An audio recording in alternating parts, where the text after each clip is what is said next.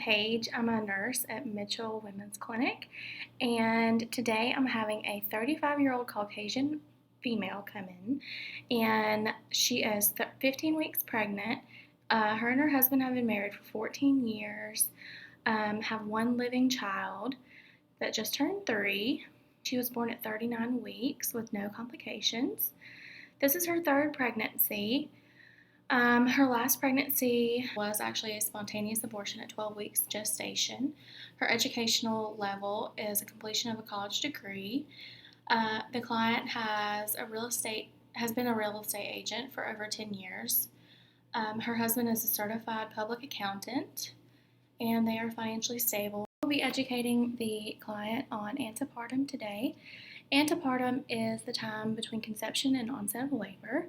It's the period in which a woman is pregnant.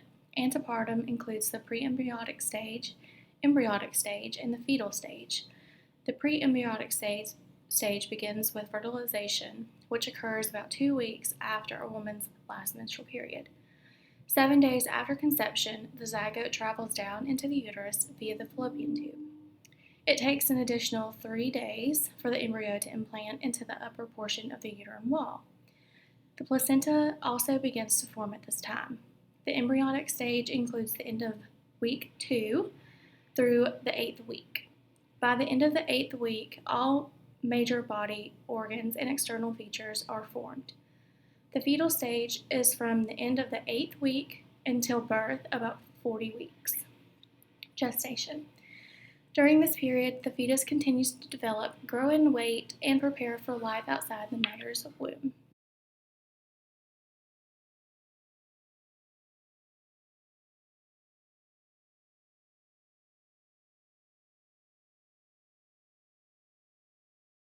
Hey Kaylee, how are you?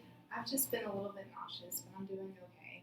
Well, that's expected. So today I'm going to educate you about what to expect during your pregnancy. Okay. During pregnancy, you need to avoid unpasteurized foods like cheese, milk, dairy products, essentially. Be sure to microwave or toast lunch meats. Okay. If eating hot dogs, they have to be like 160 degrees, so from whatever you have to do. Avoid raw foods, avoid alcohol and caffeine, of course, and artificial sweeteners. You need to avoid high mercury level fish like swordfish, king mackerel, ahi tuna.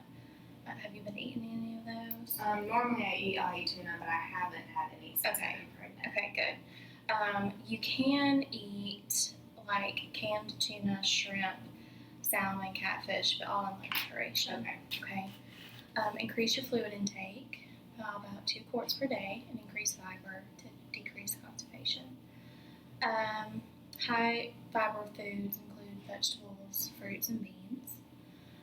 Eat whole grains instead of refined grains. And take a prenatal vitamin with folic acid. Okay. Which I think we went over that. Yes. Okay. All right. So you kind of just educated me on avoiding foods, and I need to avoid alcohol, artificial sweeteners, high-level mercury fish, and I cannot have pasteurized foods, cheeses, and milks. So now I'm going to educate you on your prenatal visits. Okay? So you will need to come in for prenatal checkups monthly up to 28 weeks. Then every 2 weeks from 29 weeks to 36 weeks. And then every week until birth. Okay? During prenatal visits, you're going to be monitored for appropriate weight gain and fetal growth, which is done by fundal height. Okay? For normal BMI, weight gain should be around 25 to 35 pounds. Okay? Fundal height, which is measurement from the pubis bone to the top of the uterus, and it corresponds with the number of gestational weeks in centimeters. So if you're 26 weeks, you're going to be 26 centimeters. Okay? And fetal heart rate is going to be checked via Doppler. And you've already had your first ultrasound since you're 15 weeks. Did anyone tell you how to prepare for your next ones? Yeah, they told me to make sure that I had a full bladder because the baby's so small, they wouldn't be able to see. Okay, good. So today I'm going to be providing you with fruit so you can visualize the baby's characteristics during development. Okay? So at 8 weeks, The baby is the size of a raspberry, and all the body organs are formed. Wow. Yeah. Thank you. At 12 weeks, the baby is the size of a peach, and the fetal heartbeat can be heard with a Doppler. Okay. Thank you. At 16 weeks, your baby is the size of an avocado, and the gender can be identified.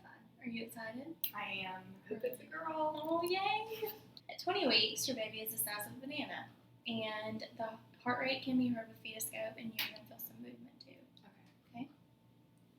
At 24 weeks, your baby is the size of a cantaloupe, and fetal respiratory movements begin, and the baby makes sucking movements.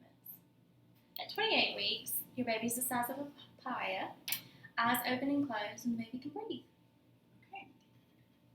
At 32 weeks, your baby is the size of a butternut squash. Fingernails and toenails and subcutaneous fat is laid. So at 38 weeks, your baby is the size of a pumpkin. Wow. The baby fills the uterus and gets antibodies from the mother. So what have you learned so far? So I've learned that my baby is about the size of an avocado right now, and I'm going to be finding out next week if it's a boy or a girl. It's really important for me to come to my prenatal visits to check on the baby, make sure the fundal height is measuring up to my gestational weeks. Also, in a few weeks, I'll be able to feel the baby move. Are you excited? Yes. The third trimester, you might experience some common discomforts. Shortness of breath, frequent urination, and Braxton Hicks contractions. I've heard of Braxton Hicks contractions, but I don't exactly know what they are. Okay, we can go over it. So Okay. it's tightening sensation. It's only in the abdomen, and they're irregular. Spontaneous. They don't really add up, and they'll go away with physical movement. Okay. Okay. I understand some common discomforts I might experience in my last trimester are going to be shortness of breath, frequent urination, and then the Braxton Hicks contractions, which if I stand up and start moving around while I'm having the contraction, it should subside. And if it doesn't, it becomes regular, then I need to go to the hospital. Yeah.